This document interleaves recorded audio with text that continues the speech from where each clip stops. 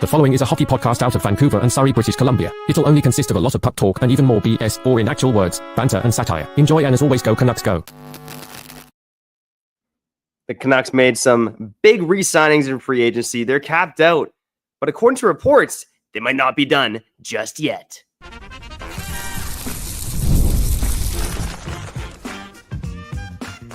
You're Locked On Canucks, your daily podcast on the Vancouver Canucks. Part of the Locked On Podcast Network, your team every day. Hey, welcome to another episode of Locked On Canucks. My name is Trevor Beggs, co-host of Locked On Canucks, and also a Canucks writer currently with Daily Hive, Vancouver. And as always, I'm joined by my co-host, Kyle Bhawan. Now, Kyle Bhawan, he's not on the block, unlike a couple of Canucks reportedly, allegedly, and let's get into that off the top. Dakota Joshua potentially on the block for the Vancouver Canucks, who, of course, did not improve their center ice position in free agency. And again, could be looking to do so despite the fact that Alvin said Adam Foote is, comfortable with Elias Pettersson and Philip Hedl as his top two centers next season. So let's get into the Joshua report. Teddy Blueger was also included in this report. Again, trading those guys would open up around $5 million in cap space for the Vancouver Canucks. Could that mean re-signing Pius Suter? But let's get into the reports about a couple of those Canucks on the block, what they could fetch in a trade, and if it makes sense to trade those guys. I will also get into the 101 on Pierre-Olivier Joseph. Pius Suter signs with the St. Louis Blues. 2 years at $8 million. Wow. $4 million per. And give credit to, Thomas Drance. Obviously, I've been Canuck nerding out, listening to a bunch of things. And he mentioned that, if the St. Louis Blues traded Bolduc for Mayu yesterday, which made no sense in the eyes of him, he'd be a bit more okay with it if their next move was signing Pius Suter. And look at what they did. They signed Pius Suter, and man, I guess we got to get into it. Who would you rather have, Trevor? Dakota Joshua or Pius Suter? Because now you can do the math. Again, 2 years, $8 million total, $4 million per year. It's pretty simple, right? Joshua's getting paid what, 3.25, 3.75? Yeah, 3.25. I mean, you can even go 10% over the cap in the offseason as well. Like, dude, maybe there were a Dakota Joshua move away from getting Pius Suter, and there's two ways to go about asking this question. But again, I'll let Trevor answer it the simple way. Like, who would you rather have, Pius Suter or Dakota Joshua? Right now, I'd rather have Pius Suter. I think the thing with Joshua is the injury concerns, right? And of course, the cancer diagnosis sucked, and that really put him behind the eight ball. But he gets injured again. Now reports are suggesting that he's still dealing with lingering hip issues. If you're getting the Joshua from 2023-24, a guy who put up or was on pace for 22 goals and 39 points over a full campaign, while being a top penalty killer, while crashing and banging, while fighting, while being a pain in the ass to play against, then him versus Pius Suter is pretty damn comparable. And at the cost, maybe you prefer Dakota Joshua. But I think the preference of Pius Suter is his versatility throughout the lineup. His obviously elite defensive metrics, great on the penalty kill as well. If you can get that version of Joshua from 23-24, I might say Joshua. But based on everything we know right now, I would still rather have Pius Suter. Now, Pius Suter, I got to say, Pius Suter has to go fire his agent. I don't know if he changed agents from 2023 when he signed for $1.6 million with the Vancouver Canucks, but he should have parlayed this offseason into a bigger contract. Especially if it was a short-term deal, he could have gotten higher on the AAV. Well, why do you think he did? Why do you think he couldn't? Do you think it's like the bad agent thing, or is it more like, I don't know, day two vibes? I know day two isn't like the middle of August where Pius Suter signed his last contract and the value was going to be a lot lower, but like, why isn't he getting Dvorak money or per year? Like, what happened here? It can't just be an agent thing. And then again, Trevor, like, how come the Canucks aren't doing this? Yeah, 100%. And I think that with Pius Suter, it's everything that we've talked about before. I mean, us in Vancouver, we know the value of Pius Suter because we've seen him in Vancouver be incredibly versatile, be elite defensively. Let me look at the penalty killing. He's in the 99th percentile. He's one of the best penalty killers in the NHL. Often playing in difficult roles. He's one of the best 5-on-5 defensive players in the NHL while playing against a tough competition on a lot of nights. Pius Suter's value should have been higher than $4 million a season. Probably something the Canucks should have done. Of course, to me, it's not really Dakota Joshua versus versus Pius Suter. It's Evander Kane versus Pius Suter. And I certainly would have rather had Pius Suter in the mix. Trevor Beggs, man. Damn, dude. Don't get me wrong. Now you going dark, man. You want to get, dude, Evander Kane's about to jump you, buddy. Unreal, dude. Trevor Beggs versus Evander Kane at Pierre's. Friday night. Bottle of Absolute vodka. $8.50, okay? Where am I going with this? No, that's a good observation. I like that. And I feel like there's going to be so many similar opinions about why the Canucks didn't do this, and a lot of the opinions are going to center around a lot of anger and confusion because, again, Pius Suter was one of our best players last year. Again, he was one of our best players in the playoffs last year, too. We get to Game 7 of Round 2 because of Pius Suter's help. We beat Nashville because of Pius Suter, right, in Round 1. Like, a really quality player, and I'm signing that guy to that deal any day of the week. But I would ask you this, like, why don't you think they did that? I don't think it's just the cap part of it. If it's 2 years at $4 million per year, I'm pretty sure Pius Suter, unless he's like very pissed off at the Canucks, like I'm pretty sure his agent called the Canucks and was like, yo, let's do this.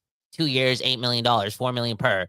Let's make it work. I feel like the Canucks would have done that. They could have found a way to do it. Again, can't you go over the cap at this time around and have all summer long to get rid of like $3 million?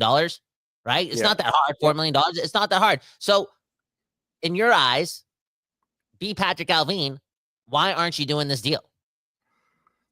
Here's the issue, though. Like you can be 10% over the cap, but if you are, then everyone knows your hand, right? And if you are trading guys like Dakota Joshua and Teddy Bluger, you're literally selling them for pennies on the dollar. You might even be just giving them away for free.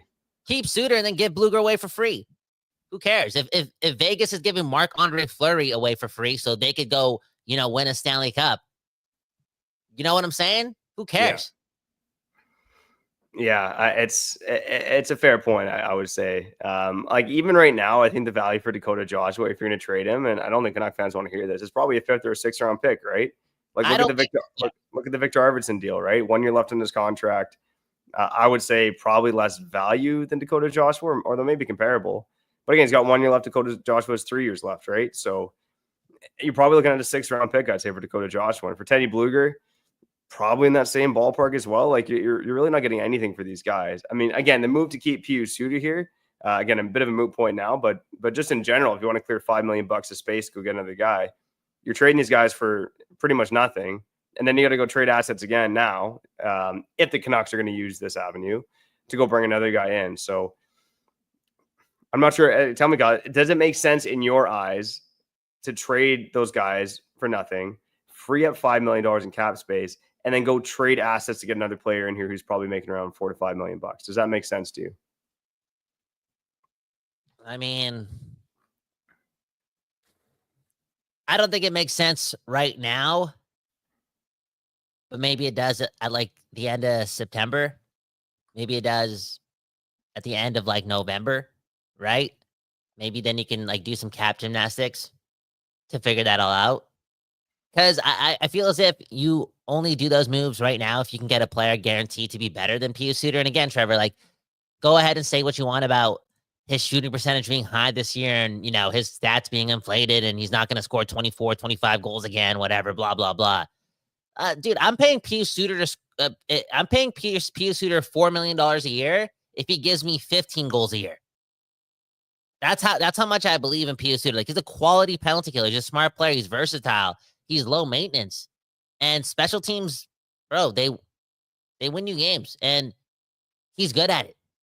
He's good at penalty killing, like one of the best in hockey. Like, whatever Trevor means when he says, oh, he's in the 99th percentile of penalty killers amongst the league. Like, whatever that means, I'm assuming it means all the good things. Screw the fancy stats. Just watch the game. The guy is cerebral. And as Trevor alluded to, this is why he probably should fire his agent. Like, there's probably an opportunity for him to make more. But I wonder, though, maybe Pius Suter's like, screw it, like 2-year deal. Let me score back-to-back 25 goals, 25 goals again, back-to-back. Let me get 40 to 50 goals in the next 2 years. Let me still be one of the best defensive forwards in hockey, quote unquote. And let's, how old would he be? Like 31? 32? I don't even know how old he is right now, but yeah, 28 right now, turning 29. So he'll be like 31 and, he'll be up for a new contract. Let's do it again. I don't know. Maybe he can put himself into like the $6 million range or the $5.5 million range, right? All in all, though, $4 million per year, I would have done that. The Canucks didn't do that. And now we're stuck with Dakota Joshua.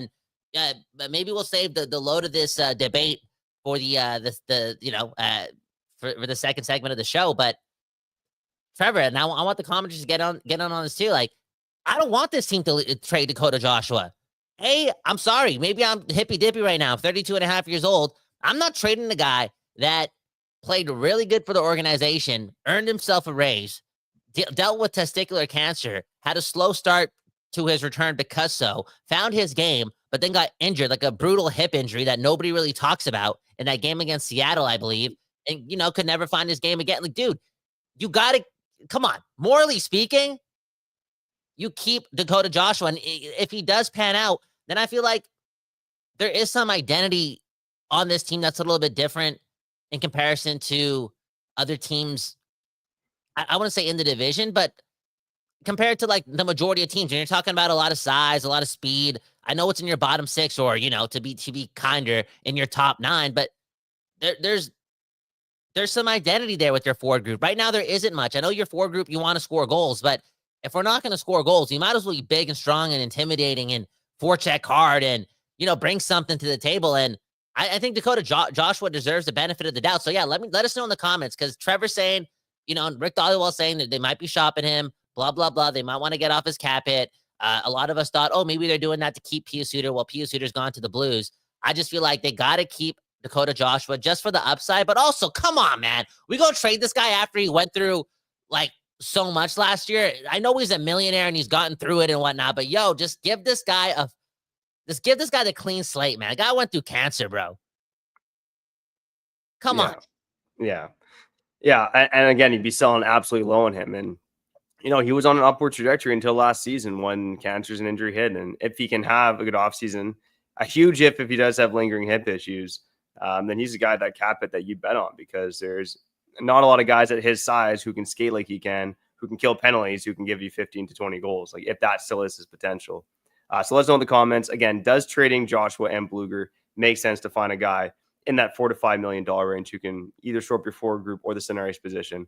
On the other side, I do want to get, again, a bit more into that debate. I want to look at players in that range, $4 to $5 million. Who could the Canucks target? What could that acquisition cost be if they do clear out that salary? I think we'll likely push the Pierre-Olivier Joseph talk, who the Canucks signed today, 1-year deal, paying him league minimum $775K. Who is this guy? We'll touch on that later on in the show. We'll also touch on Brock Boeser, making Canuck fans cry as well.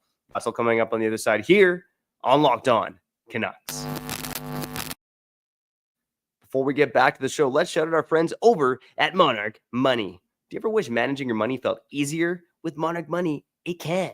Whether you're growing your savings or planning a big purchase, Monarch Money puts you in the driver's seat, baby. It's like having your own personal CFO, giving you full visibility and control over your finances. And Monarch Money is more than just a budgeting app. It's a complete financial command center. You can track all your accounts, investments, and spending in one place. So in addition to managing your money, you're also building your wealth. And you know the deal, man. Monarch Money. Not only have they helped me with my financial life, they've helped me in the bedroom as well. Because on Monarch Money, you can track accounts with your significant other, combining expenses, accounts, and whatnot. And you know what they say, when there's less stress, you can last longer in the sack. I last 25 seconds longer thanks to Monarch Money. So take control of your finances and last 25 seconds longer with Monarch Money. Use code LOCKEDONNHL at monarchmoney.com for 50% off your first year. That's monarchmoney.com. Code LOCKEDONNHL for half off of your first year, baby. Boom, bam.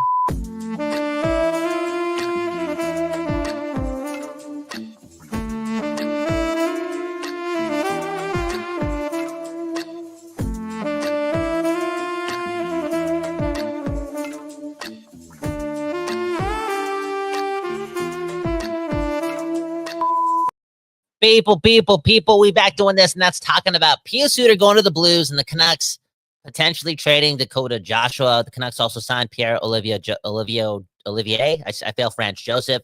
We'll talk about that for like 60 seconds at the end of the episode.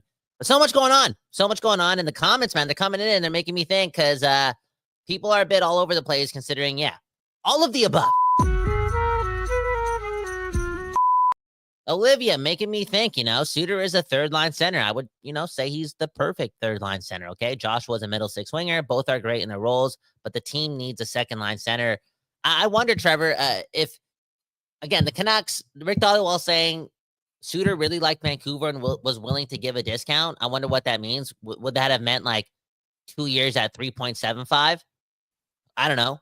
Maybe 2 years at 4 million per was the was the discount. Regardless, the Canucks couldn't do it.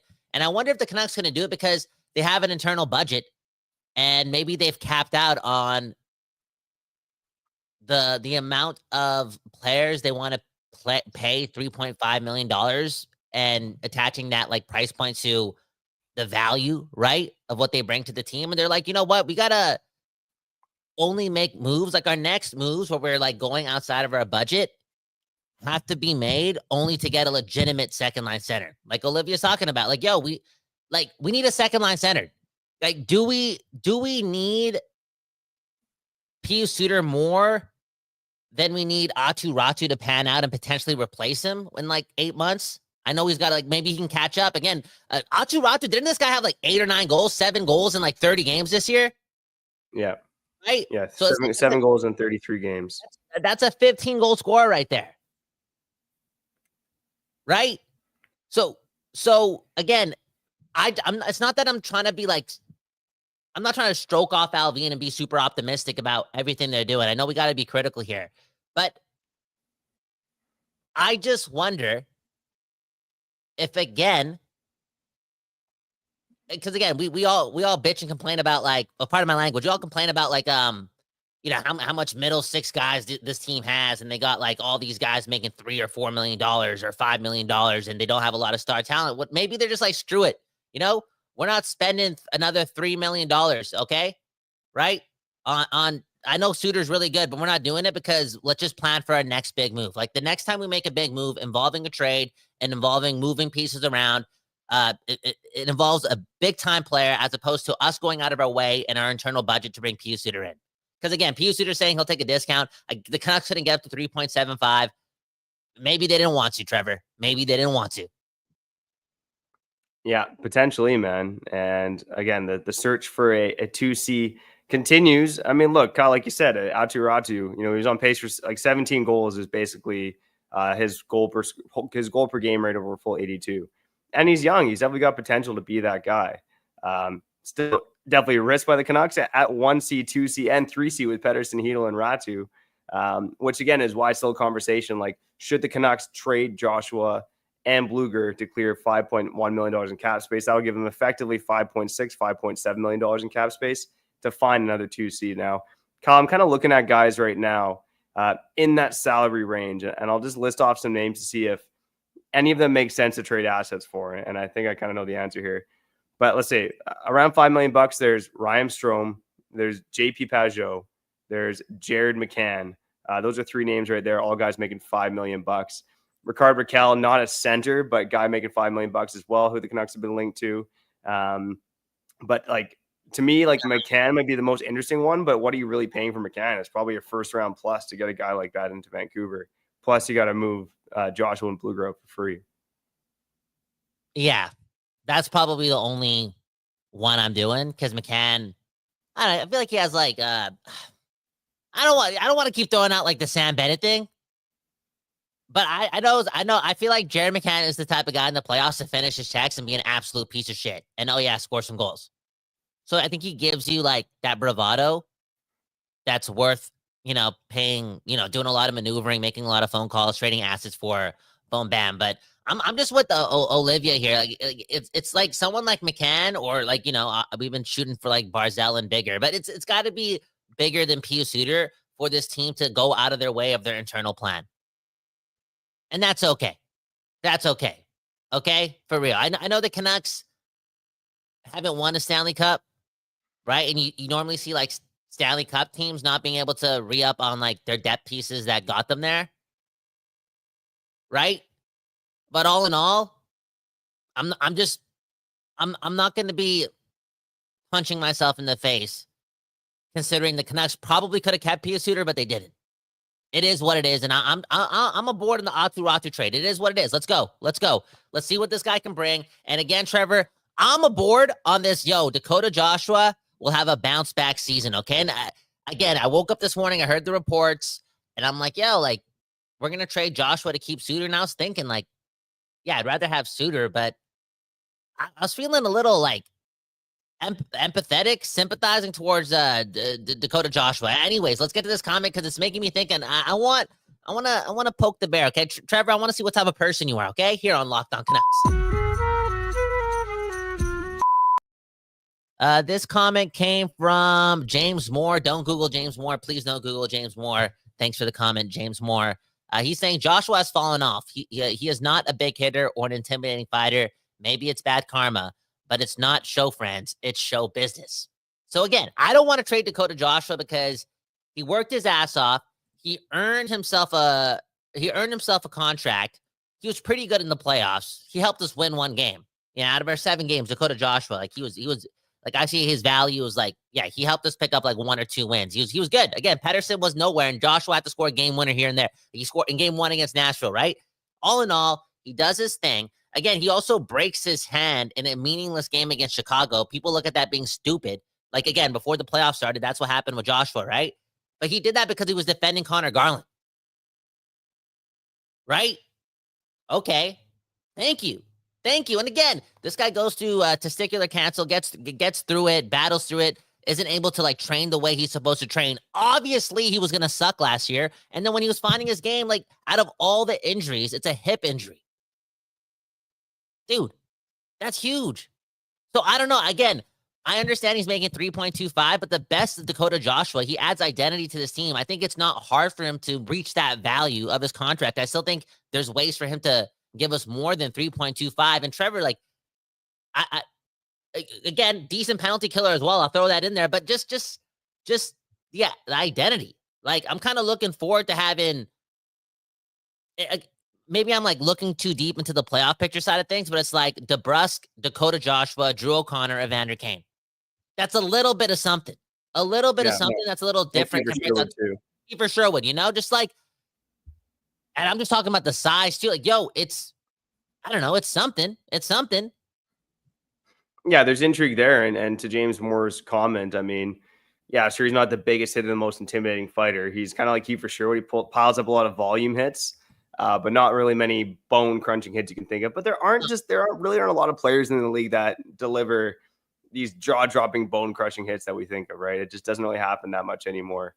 But for $3.25 million, if Dakota Joshua can get back to being a 15 goal guy, a third line player, being a pain in the ass to play against, win most of his board battles, get back to being great on the penalty kill, which he was in 23-24, he's going to be more than full value for his contract. Yeah, dude. So I think the health thing is a big question mark right now, but you know, if he can get back there, I kind of agree with you, Kyle, unless it really is a game-changing player like a McCann. Seeing some comments about Anthony Cirelli as well. Unless it's that kind of guy, I probably wouldn't be moving off Dakota Joshua right now. And for Anthony Cirelli, for instance, $6.125 million, I think is his cap hit. You'd have to move Joshua. You'd have to move Blueger, and then you'd probably still have to create a little bit more space or play with a short-handed roster. And give up. So I mean, that is probably a bit more of a pipe dream than anything else. And give up a first. Like, how much is Cirelli going to cost you? Like, oh yeah, I think a first plus. Yeah. It's like anyways, you're going to pay good assets for it. Anyways, Trevor, do you think it's a dick move if the Canucks trade Dakota Joshua? I don't know, man. Like, the guy, like, I don't know what his health situation is right now, but there's value there. And again, like, just going through like what he went through, like, let this guy stay close to the doctor that's helping him out through this thing, you know? Let he battle. You know what I'm saying, Trevor? I know it's show business, I guess, not show friends, but I don't know, man. And Joshua keeps the room. Like, I feel like Adam Foote knows that they need to keep Dakota Joshua, unless they're doing something. Like, it's got to be a player better than Suter for me to be like, okay, I get it. You know? So, all in all, like, that's where I stand, man. They got to keep Dakota Joshua. Just give this guy a chance, man. Let's go, dude. Yeah. And just a couple other names that I noticed just scrolling through. I'm just sorting players by salary right now, but like a Shane Pinto in Ottawa, 21 goals younger. Certainly can skate, but is he better than Pius Suter? He's probably comparable, but not necessarily better. And then Boone Jenner brings physicality, but missed a ton of last season. Like, again, there aren't a lot of attractive options out there for guys who make sense to, again, sell these Joshua and Bluger for pennies on the dollar just to acquire them. So probably, again, interesting to hear their names in the rumors, but probably best to hold on to Joshua and Bluger now. Kyle, let's get to break here. I don't want to touch on one other thing from Dollywall's report. We'll try to cram in. I just want you to answer my question. Is it a dick move if the Canucks trade Dakota Joshua? Just am I being too nice here? Because I don't think I am. I say it's probably a little bit of a dick move. There you go, man. Still making the same money. You get opportunity elsewhere, so it's not like it's the be all or end all. But okay, we've got a few more things to get to, and we're going to try to cram it all in here to wrap up the show on Locked On Canucks.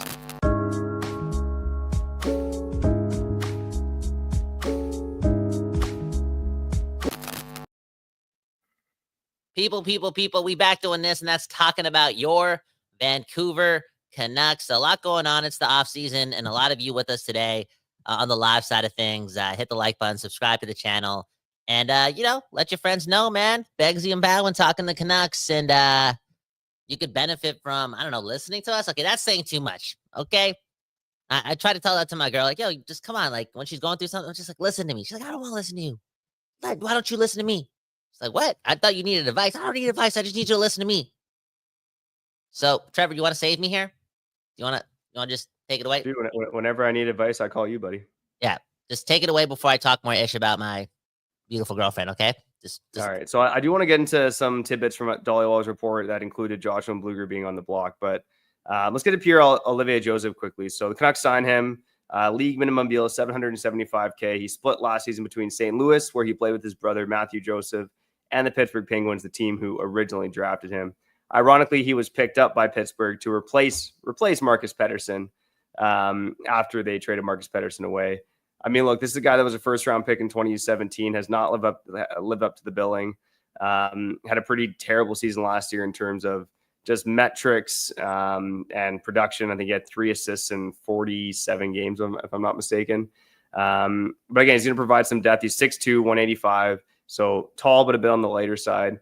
I think this is a good signing in the sense that it just gives another guy to the mix to push Elias Pettersson, Victor Mancini, Tom Winder for roster spots, and to give some insurance in the case that Derek Forbort gets injured, because he's just, he plays about 50 games a season, right? So, but do I expect a lot from Pierre-Olivier Joseph? No, I would expect that he would be with the Abbotsford Canucks next season, but these are the kind of, league minimum signings that you need to make to bolster your depth. Yeah, dude. And I just like and all the power to him, all the power to him. Like, I wish him the best. Maybe he does push out, I don't know, like a Forbort, DP. I don't know. Maybe he is our 6th or 7th defenseman. Who knows, right? Former first-round pick, and he's an NHLer. He's played a lot of games, but all in all, that's the way I look at this too. And Alvin and Rutherford have done this in the past. They just know you got to create that internal competition, and bringing in another NHLer out of nowhere, like, oh, why does this team need another left-handed defenseman or whatever? What's going on here? If you're Mancini or if you're Willander and you're DPD, I hope you're doing more push-ups today, right? Nothing is guaranteed, and they're trying to instill that culture, and I hope it turns quickly. But it's this culture that's telling all the players on this team that are going to make the team that, yo, we got to be the hardest working team out there if we're going to be something. Because now we're starting from I know we got one of the best players on hockey on our team in Quinn Hughes and some really good goaltending, but it's pretty much ground zero again. And I don't want to hold on to 2023, 2024 so much, but look how the team played that year. There's so much compete game in and game out. Even when we weren't scoring goals for that second half of the season and into the playoffs, there's a reason we got to game 7 of round 2. It's because this team was just hard to play against. They're doing the thing. They're in shape. They were doing the. So for the Canucks to not just give handouts to their young defensemen, it shows, some cerebralness. I like it. Not gonna lie. And Trevor, I wonder if that's it though. I wonder if that's the last free agent signing, right? I don't think the Canucks are getting anyone else. They don't need anyone else. Yeah, I mean, there'll be some depth stuff to sort out in Abbotsford, like Akito Hirose, Cole McWard gone. Christian Wolanin is another guy. I mean, again, Pierre-Olivier Joseph now in the fold. Of course, some of the guys I mentioned in Pedersen, Mancini, and Wolander will likely be in the AHL as well. So there may be some more depth signs to sort out, but unless they trade a guy like Joshua or Bluger, there's likely not another big move to be made. I think one last note on Pierre-Olivier Joseph in terms of his ties to the organization. He was drafted by, or he had ties to the Pittsburgh organization through Jim Rutherford previously. Emil Castonguay was also his agent previously as well. So quite a few ties to the Canucks organization for Pierre-Olivier Joseph.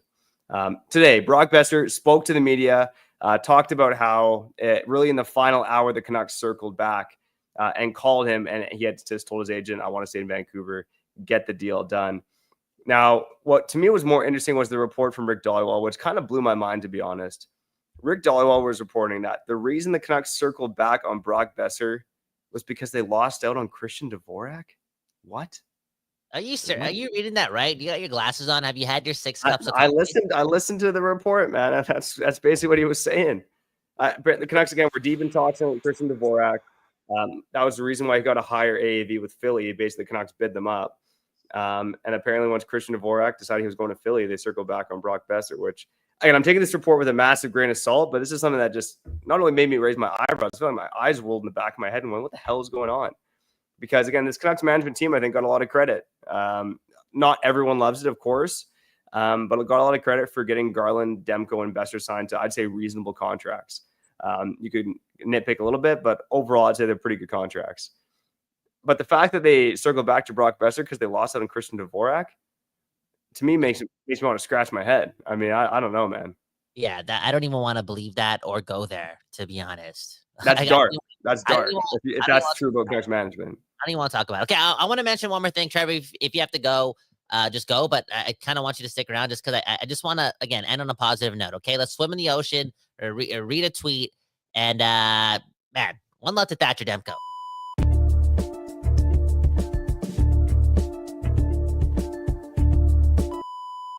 Okay, let's pull this tweet out.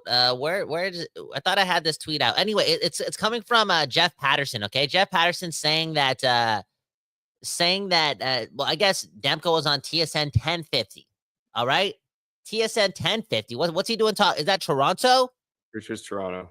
I think it's Toronto, and he's quoting Demko from that interview, and he's saying that Demko said if he could sign for 20 years in Vancouver, he would.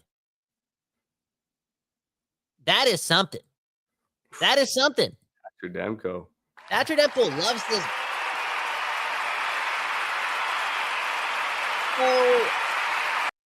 So Thatcher Demko doesn't strike me as a guy who BS's or says things just to like appease an audience, right? I think Thatcher Demko is exactly what SK93 is saying in the comments. One love to SK OG, saying, you know, Demko with the West Coast bias. Demko just seems to, more notably, again, outside of his admiration for the city and the Canucks, I think he believes a little. I think he believes that A, yeah, the Canucks can win, and B, with him being healthy, he can be the biggest reason why the Canucks win. Yeah, 100%. And I think one of the episodes I want to do here, Kyle, whether this week or later on here in the summer, is kind of alluding to what Mike Laval is saying in the comments here, right? He said, we already have one of the best center acquisitions on the market named Elias Pettersson. Again, Mike Laval, big Elias Pettersson guy. And if Elias Pettersson's back to a point per game, this is a playoff roster because we have 15 to 20 goal guys on every line. I mean, Kyle, one exercise I want to look at is what is the peak for the Canucks next season? And really, I want to look at offensive production and averages for all the guys on the roster and really look at, you know, if this roster does hit their ceiling, what does that look like for these Vancouver Canucks? Because there's so much variability here, but even going off of an average, maybe not even the peak, but just an average in terms of what this team could be next season, it could be interesting in terms of some of the players they have there. Again, a lot of risk, but this is not all doom and gloom for the Vancouver Canucks. There's some interesting players on this roster. Yeah, there are. Okay, last note. Some people are saying Pius Suter's getting paid $4 million a year. Some people are saying 4.125. Okay, I know the number sounds, well, you know, both numbers don't sound that far apart, but you know, for a cap strap team like that, extra $125,000 a year, it's a little bit of work. It really is. All in all, though, Good luck, Pius Suter. Thank you so much for your efforts. Straight up. Thank you for scoring the game winner in Game 6 against Nashville. 1-0. Again, the Canucks couldn't score in the second half of the season. We might not beat Nashville if it's not for Pius Suter. Like, that's something to actually consider. So again, thank you so much. I hope you earn a lot of money in St. Louis over the next 2 years, but I also hope that you don't help that team win, because we're going to be fighting St. Louis for a playoff spot. It's the truth. So, yeah, I hope you nothing but individual success. Okay. Hit the like button, subscribe, join the Discord. Me and Trevor will be updating the Substack on Friday. We have a lot of thoughts to go through. And, yeah, just one love to all y'all, man. Trevor, sign us out. Yeah. I mean, one love to Pius Suter. I mean, great couple of years here in Vancouver. The St. Louis Blues, though, I don't really get trading Zach Bolduc for Logan Mailloux and signing Pius Suter. Zach Bolduc had like 18 points his last 26 games. He's young. Really good young middle six center. I don't get that move for them. I don't really, as much as I love Pius Suter, I don't really think they're a better team by trading Zach Bolduc and then signing Pius Suter. So then the Canucks, they got a chance to catch the Blues next year. One love to all you listening here on Locked On Canucks. Again, if you like what we're doing, share the podcast with a friend on YouTube. You can like and subscribe. Helps us out a lot. On the podcast side, really helps us out if you follow us and leave a 5-star review. Go Canucks, go. Kyle and I will be back here tomorrow on Locked On Canucks. Peace.